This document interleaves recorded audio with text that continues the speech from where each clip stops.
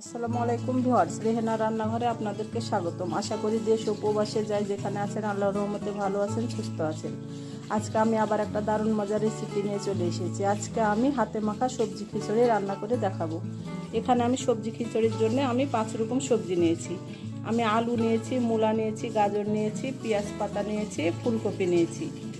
আলুগুলাকে আমি এভাবে কিউব করে কেটে নিয়েছি, কেটে ধুয়ে আমি পরিষ্কার করে নিয়েছি। মূলাটাকে আমি এভাবে কিউব করে কেটে নিয়েছি, কেটে ধুয়ে আমি পরিষ্কার করে নিয়েছি। গাজরটাকেও আমি কিউব করে কেটে নিয়েছি, কেটে ধুয়ে আমি পরিষ্কার করে নিয়েছি। ফুলকপিগুলোকে আমি এই সাইজ করে কেটে নিয়েছি, কেটে ধুয়ে আমি পরিষ্কার করে নিয়েছি। পেঁয়াজ পাতা বা পেঁয়াজের ফুল আমি এই সাইজ করে কেটে নিয়েছি, কেটে ধুয়ে আমি পরিষ্কার করে নিয়েছি। আমি এবার সবজিগুলোকে এক সাইডে রেখে দেব। আমি এখানে ভাতের চাউল নিয়েছি, আপনারা চাইলে এখানে চিনি গুঁড়ার আতপ চাউল নিতে পারেন। আমি এখানে 2 কাপ চাউল নিয়েছি, 1 কাপ আমি মুসুরের ডাউল নিয়েছি। আমি মুসুরের ডাউল দিয়ে করলাম, আপনারা চাইলে মুগ ডাউল, মুসুরের ডাউল দুটাই ব্যবহার করতে পারেন। এবার চাউলটাকে আমি এক সাইডে রেখে দেবো। হাতে মাখা সবজি খিচুড়িটা আজকে আমি রাইস কুকারে রান্না করব। আমি এখানে দিয়ে দেব তেল, রেগুলার তেল 1 কাপ আমি তেল দিয়ে দিলাম, এটা সয়াবিন তেল। আমি এখানে দিয়ে দেব গরম মশলা, দারচিনি 3 টুকরা, সাদা এলাচ 4টা, দুইটা তেজপাতা আমি একটু করে ছিঁড়ে নিয়েছি, 4টা লং। আমি এখানে রসুন কুচি ব্যবহার করব, আপনারা চাইলে রসুন বাটাটাও ব্যবহার করতে পারেন। আমি এখানে বড় সাইজের 6টা আমি রসুনের কোয়া আমি কুচি করে নিয়েছি। আমি এখানে 8-10টা মরিচকে আমি কুচি করে নিয়েছি, এভাবে আমি 2 ভাগ করে নিয়েছি। আমি এখানে বড় সাইজের 4টা আমি পেঁয়াজ কুচি নিয়েছি, আমি দিয়ে দিলাম। আমি এখানে দিয়ে দেব গুঁড়া মশলা, মরিচের গুঁড়া 1 চামচ, জিরার গুঁড়া 1 চামচ, হলুদের গুঁড়া 1 চামচ, স্বাদ অনুযায়ী লবণ, ধনিয়ার গুঁড়া 1 চামচ। আমি দিয়ে দেব আদা বাটা 1 চামচ। আমি এবার সবজিগুলা দিয়ে দেব। আমি এখানে কিছুটা খাসির চর্বি ব্যবহার করব, আপনারা ইচ্ছা হলে দিবেন, নইলে এটা স্কিপ করতে পারেন। আমি এখানে প্রায় 150 গ্রাম খাসির চর্বি দিয়ে দিলাম।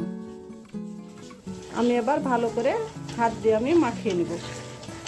এটা আপনার ভালো করে হাত দিয়ে মাখিয়ে নিতে হবে। সবজিটা হাত দিয়ে মাখিয়ে নিলে সবজিটা আপনার খেতে খুবই মজা লাগবে।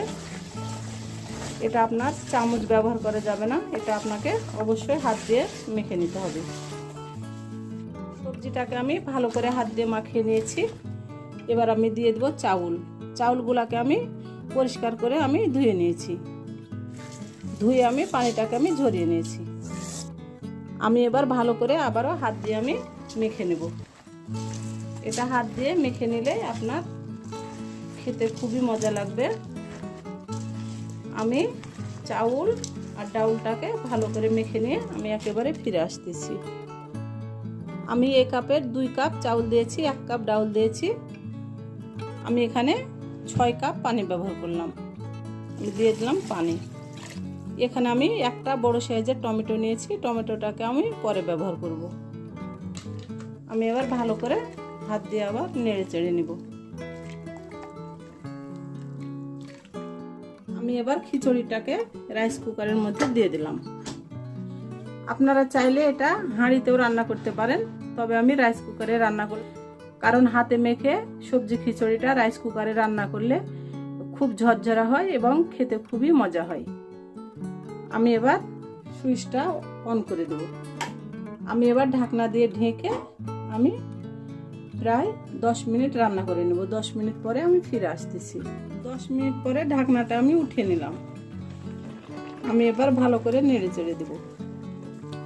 আমি এখানে খাসির চর্বি ব্যবহার করেছি, আপনারা ইচ্ছা হলে দিবেন, নইলে স্কিপ করতে পারেন।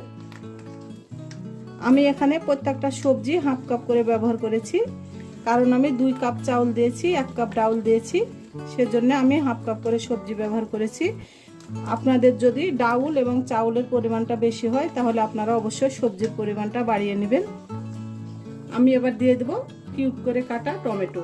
আমি এখানে টমেটোগুলো দিয়ে দিলাম।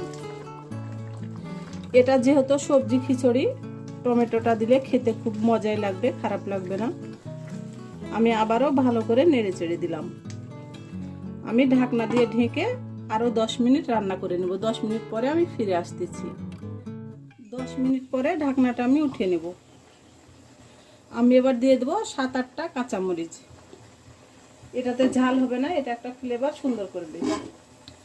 আমি আবারও ভালো করে নেড়ে চেড়ে দেবো। আমার ভিডিওগুলা যদি ভালো লাগে তাহলে আমার রেসিপিগুলো দেখার অনুরোধ রইল। যদি ফেসবুক থেকে দেখেন তাহলে অবশ্যই একটা ফলো দিয়ে দিন।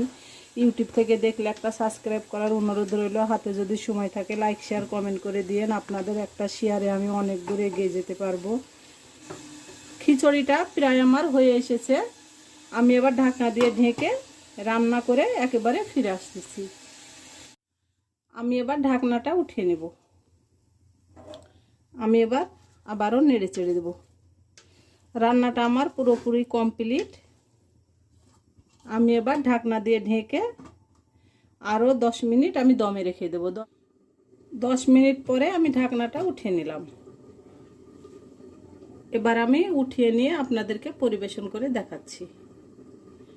হয়ে গেছে আমার পরিবেশন করা। আশা করি আমার রেসিপিটা অবশ্যই ভালো লাগবে। যদি ভালো লাগে তাহলে আমার চ্যানেলটিতে লাইক কমেন্ট শেয়ার করতে ভুলবেন না। বেশি বেশি করে সাবস্ক্রাইব করার অনুরোধ রইল। তাহলে আজকের মতো এখানে বিদায়। আবার অন্য কোনো রেসিপি নিয়ে আসবো। সবাই ভালো থাকবেন। আল্লাহ হাফেজ।